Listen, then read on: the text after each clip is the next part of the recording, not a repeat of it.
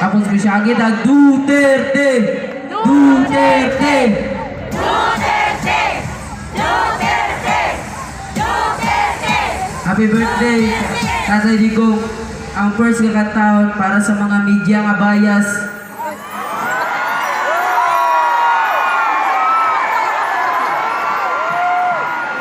Kung dili mo, kanang mga media nga bias nga ginadautan si Tatay Digong ba?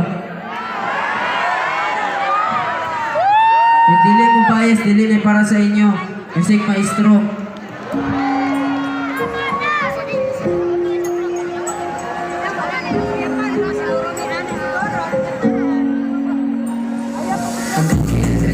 Kami na nanahimik, wala na papatay, karapatan masalita. Patingin at ako ba, hindi pa po sa mga gimik. Yung mga pakala kayo ay naasipa. Sasabihin bayaran kami kapag di sumakay. Pag di nyo gusto namin abang masakay. Gusto nyo ang ulat yun lang namin dapat pakinggan. Pero ang katotohanan, hindi nyo pinapalitan. Na pag hindi pa po sa nais nyo kami ang sinungaling. Mga media bayaran na sa pera ay nakumaling. Kung sino ang kaya kung pasensya yung hinahin. Kahit nahalatayin yung pagmukha ay makaway. Galing na umiilan sa bayan yung hinahal.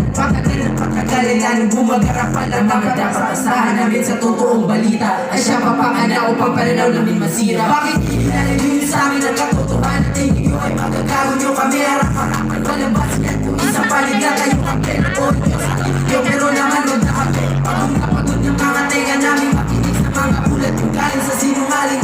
Wala ba kayong paninindigan o tinibilitan na kung ano ang totoo biling yung binabalitan? Akala ko para sa masa ang ginagawa nyo, bakit nila ba masyado kayo talatado? Na kahit bitima kaya nyo gawing akusado. Kung lalo yung telebisyon, radyo at radyo, kayo nyo bubulag-bulagan at takapiring mga mata nyo sa katotohanan mapapahimin. Kaya lang kasi kapayin ko mismo ang asitan sa mga pera.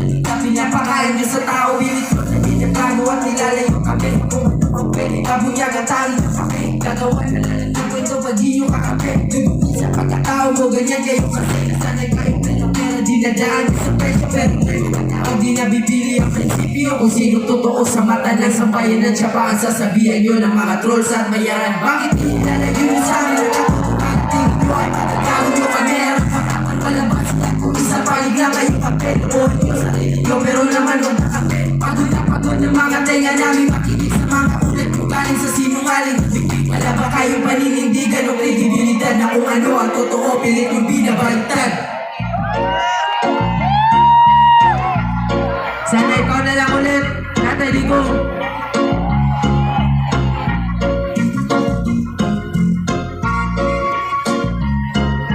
Oo, magandang mo.